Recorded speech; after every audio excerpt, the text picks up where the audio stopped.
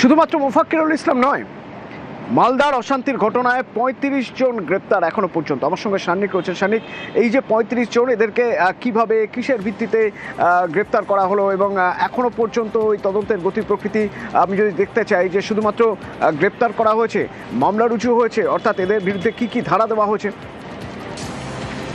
গত পরশুর রাতের যে ঘটনা, সেই ঘটনার পর আমরা দেখেছিলাম গতকালই পশ্চিমবঙ্গ পুলিশের তরফে 18 জনকে গ্রেফতার করা হয়েছিল। আজকে সেই সংখ্যাটা মোফাক্কিরুলদের গ্রেফতারির পরে গিয়ে দাঁড়ালো 35-এ এবং একাধিক থানা এই অঞ্চলের, সেই থানাগুলির সব মিলিয়ে মোট 19টি মামলা তাদের বিরুদ্ধে দায়ের হয়েছে। বিভিন্ন এন্ড থেকে যে মামলাগুলি দায়ের হয়েছে, সেই মামলার ভিত্তিতেই এই মোট 35টি এখনো পর্যন্ত গ্রেফতারি হয়েছে, এমনটাই পুলিশের তরফে জানানো হয়েছে।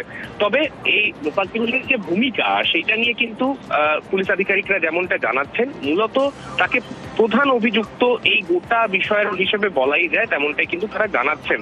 তার কারণ, তিনি সেই দিন যে ভূমিকা পালন করেছিলেন, তাতে সেখানে এই অশান্তিতে আরো প্রভোগ করা হয়েছিল, তেমনটাই পুলিশের প্রাথমিক অনুমান।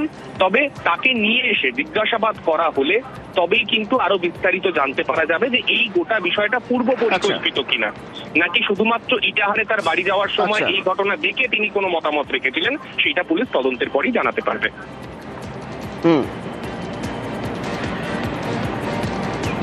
আমাদেরকে প্ল্যানিং মাফিক ভাষাটা হচ্ছে।